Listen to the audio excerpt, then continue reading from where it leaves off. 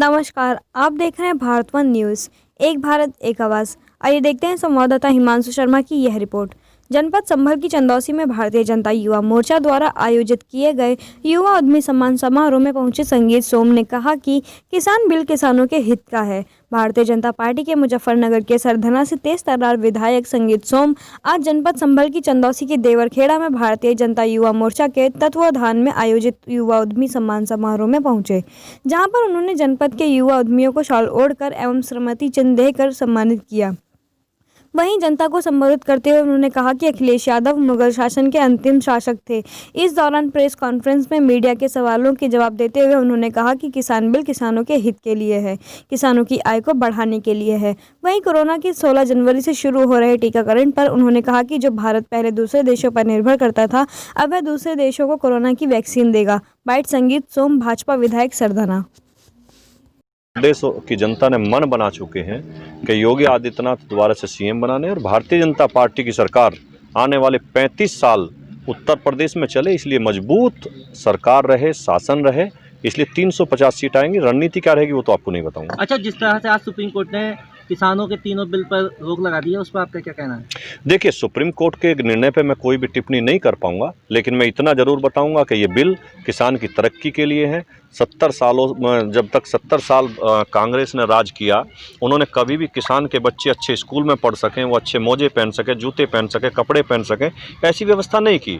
ये देश के यशस्वी प्रधानमंत्री जी की एक सोच थी कि किसान की आमदनी दुगनी हो, किसान का बच्चा अच्छे स्कूल में पढ़े, किसान का बच्चा अच्छे कपड़े पहने, किसान अच्छे घर में रहे, उसके सर पर छत हो। इसलिए ये बिल लाया गया है, चूँकि बिल से किसान की आमदनी हमेशा जो हमने कहा है कि दुगनी होगी, वो इसी से हो। किसान आंदोलन में अभी तक 60 किसानों की मौत हुई, लेकिन कोई भी जिम्मेदार व्यक्ति आगे नहीं आया इसको, और ना ही सरकार और किसानों के बीच वार्ता सफल हो पाई। तो क्या नहीं, देखिए, वार्ता हमेशा पॉजिटिव हुई है और किसान और सरकार के बीच में पॉजिटिव हमेशा वार्ता हुई है। कुछ रास्ते निकले भी हैं। हो सकता है कुछ लोग उसका रास्ता निकालना नहीं चाहते, कुछ किसान के भेष में वहाँ किसान नहीं, वो जिस तरीके के लोग बैठे हैं, मैं क्या कहूँ कि आप भी जानते हैं, वो हमेशा माहौल बिगाड़ने की कोशिश करते हैं।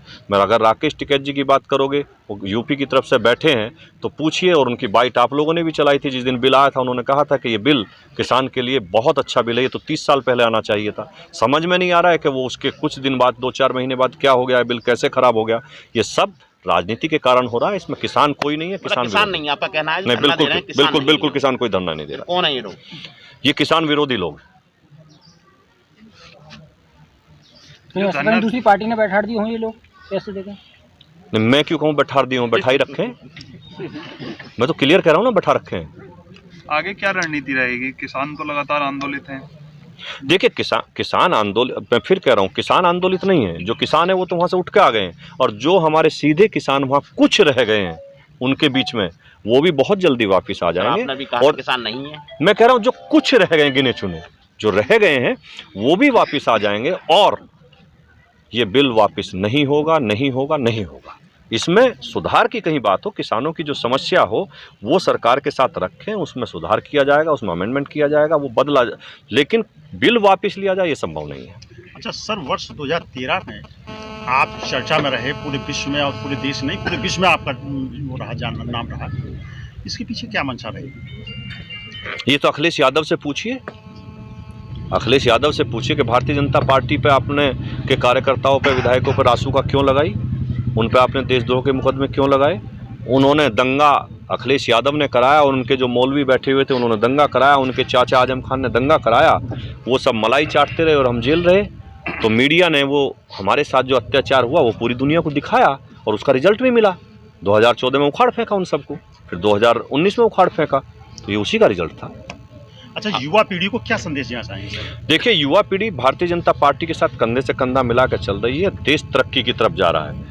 युवा पढ़ लिख कर अपना रोजगार करें, वो सोचे ना कि हमें नौकरी चाहिए, वो नौकरी देने वाले बने। जैसे अभी आज 24 युवा व्यापारियों को यहाँ सम्मानित किया गया है, वो हजारों युवाओं को रोजगार देने।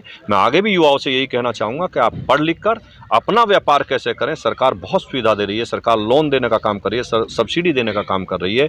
बहुत अवसर हैं देश में, युवा पढ़ लिख कर अपना व्यापार करने का काम करें और रोजगार लेने वाले नहीं, देने वाले बने। मैं युवाओं को यही कहूँगा। अच्छा सर, एक जानकारी दें, बदलते राजनीतिक परिवेश में जिस तरीके से सारी पार्टियां लगभग एक होती जा रही हैं, लगभग, और केवल भाजपा जो एक दूसरे दुश्मन थी वो भी हाथ से हाथ मिला लिया है, भाजपा अलग होती जा रही है। नहीं, भाजपा अलग नहीं होती जा रही, मतलब वो पार्टी अलग, भाजपा मजबूत होती जा रही है। वे सब कमजोर हैं और हमेशा कमजोर लोग मिला करते हैं। कमजोर लोगों का गठबंधन बन रहा है, वो कोई भी ढाई का आंकड़ा पार नहीं कर पाएगा। आप चिंता मत करिए, सपा बसपा ढाई का आंकड़ा आपके पार नहीं करेगी।